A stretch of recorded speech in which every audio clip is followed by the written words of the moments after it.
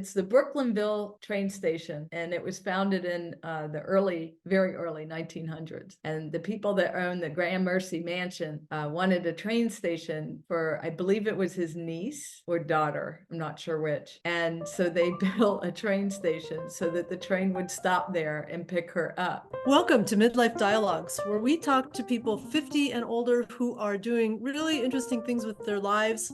And today we're talking to Gina Foringer. Welcome, Gina. It's really nice to talk to you. Hi, thanks for having me. It's Oh, great to be sure. here. Thank you. Tell me a little bit about yourself. Where do you live, first of all? Oh, I live in Baltimore City. It's known as Charm City because it's amazing. It's the first place I've been that I have felt like I'm from here. I've also lived in many other places throughout the world as a military child. Some say brats, but I don't go by that anymore. And then through my own career, I spent a lot of time in Tidewater, Virginia, and then came to Baltimore and found home in Baltimore. I was born in Italy, and then we've lived in New York, Michigan, Florida, Virginia, California. When I left home, I went to college in Virginia, and then I was stationed in the Army at Fort Eustis, Virginia. And then my wife and I lived in Virginia for another 15 or so years. And then we moved to Baltimore in 2005. Well, that's nice you found a place that you feel so at home. It is. It's a feeling I imagine that a lot of people have that I didn't know what that felt like. And what is that? What does it feel like? That when I'm someplace else, I miss the green or the trees or the way a hill looks. Feels like it's where I belong. That's great. Despite my colored teen years, I did get into college and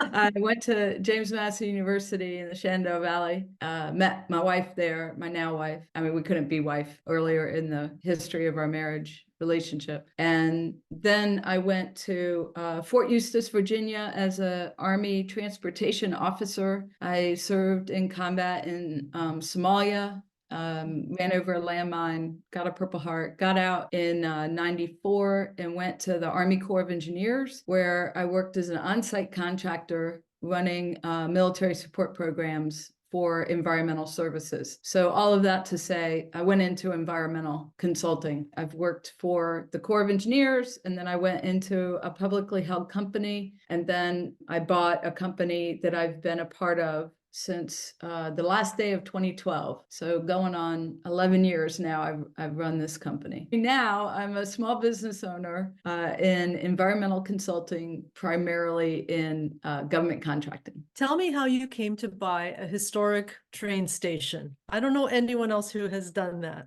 I don't either. In our environmental community, there are a lot of ways that we try to give back to the world.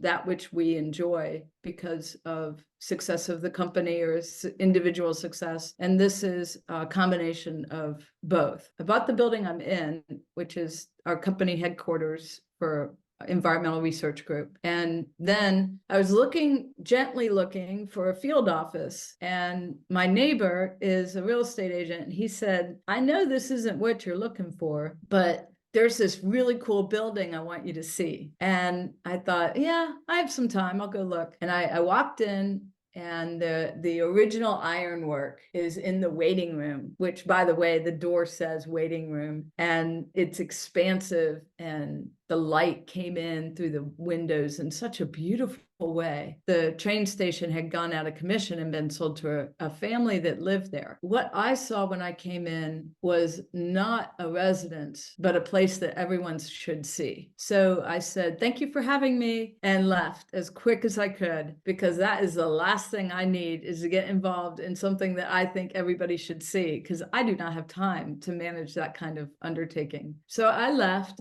and I told my wife that night, I think, like, there's this really cool building. I don't know why I'm so in touch with it in a deep way. She's like, yeah, the last thing you need right now is another building, because I already managed the headquarters. And for some reason, she went and looked, and when she walked in, she went, oh, I get it. I don't know exactly what she got. As it turned out, I put in an offer on behalf of Environmental Research Group, thinking it would be a field office, and they declined it, and somebody else put in an offer and they accepted it. That offer fell away because it's a historic building, so you can't put a pool in it. It's got a septic system. You can't bust the walls and do a big addition. You know, you really can't do what needed to be done to make it a residence in today's life. And as it happened, I somehow was in touch with the family, and with letter after letter, giving them the exact same offers I had given all along. And they finally succumbed to it and said, you know what, we're not going to be able to sell this place for any more than this crazy lady is giving us. So we'll do it. There are some things that happen in life that you just know are supposed to happen. It has a beautiful platform, and the engineer could live there. It's so charming. It's north of Baltimore City, and it went from Pennsylvania. So it's a Penn line.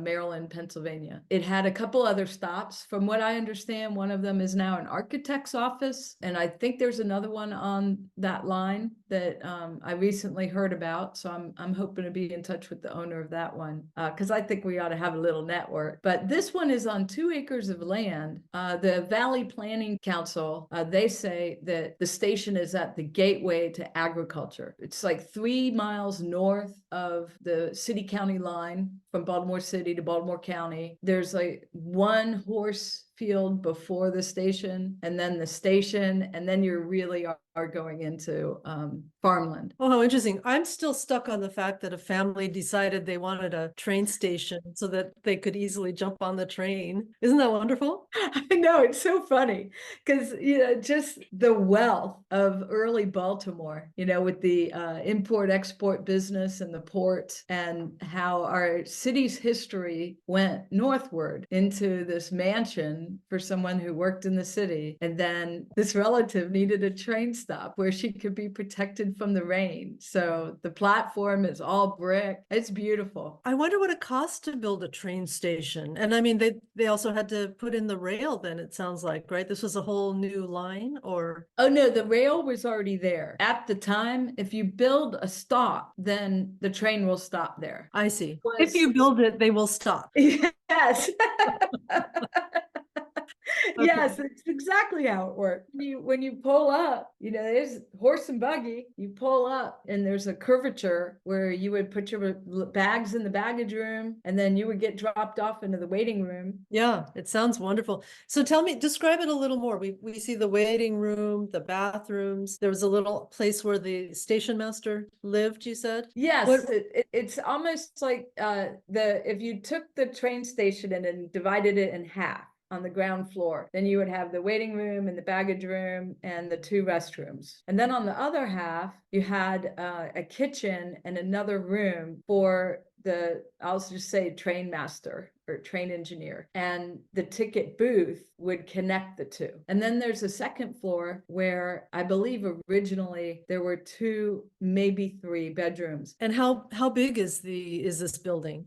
I would guess around 3,000 square feet. Tell me what your plans are. How are you going to use it? Oh, and there's a freight house as well. So, and that's kind of cool. There's just an old freight house. I mentioned it's on the 2 acres, and right now that's all grass. So with our environmental mission in my company, we're expanding the environmental education ability of this location. So you can come in and see the historic architecture of a building from 1905 that has the original ironwork and operated as a train station. So the concept there is that other nonprofits in the area, or board meetings for other small businesses or even large companies, can use that and enjoy the what was the dining room, and will continue to have a very large table that people can gather. And then the waiting room is definitely a socializing place. So we are converting the baggage room into a foyer. So there'll be a grand entrance into the waiting room from both sides of the building. Then the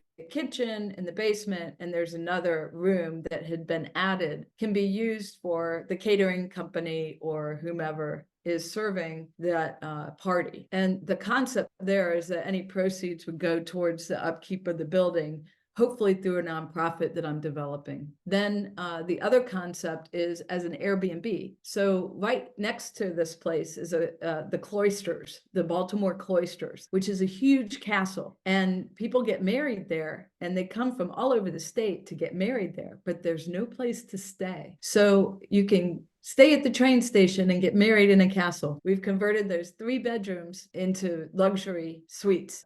Bridal party could stay and have their reception dinner either in the train station. They could have their reception in the train station or across the street at the Valley Inn, which is a restaurant operated independently. The restaurant actually used to be owned by the man that had raised his family in the train station. So he would get up at night and peer through the 2nd-story window and see how his restaurant was faring through the night. And then outside, that 2 acres of grass is going to be a native species education center. So we plan to farm, all of the native species plants and produce, and have some nonprofits from Baltimore City get squares where they can grow their own food, and kids can get to go to a natural environment that don't usually get that opportunity. I guess I planned this, but it doesn't feel that way. It feels more like this came to be under my stewardship. Sometimes people say, oh, that person had vision. I see it as you intuitively know what is supposed to be and let that unfold and help it along. Get out of the way of my own thinking and let the world unfurl its wings. Direct Dimensions is a 3D scanning company that's up in Owings Mill, and the owner agreed to scan the station as part of 2 efforts. One is for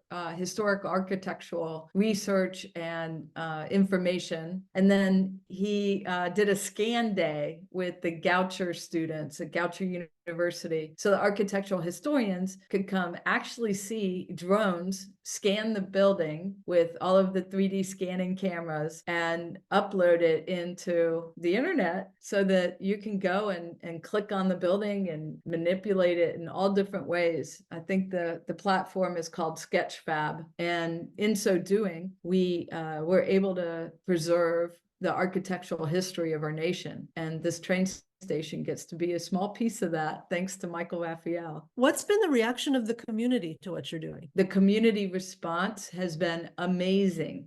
They want to get in, they want to see it. I got like this huge set of lights that if you're riding in a train and you hear all the dinging and these lights that tell which track to go on, I've got a set that works. And so I'm trying to figure out how to put that up. Everyone who has engaged in this station has become in some way a part of a community for me. And I imagine that getting bigger and lighting up the community in ways that it hasn't seen before. Yeah. And when you say this is the first place you've lived that really feels like home to you, look what you're doing. You're just grounding yourself so much more even. It's amazing to think about. Yeah, I guess I'm setting down roots in ways that I didn't realize. So I don't think of it as mine. I really do believe that I'm charged with its care for this iteration of the land and that building's life. And then somebody will be after me that will hopefully take as much love and care towards what they decide to do. And that's my wish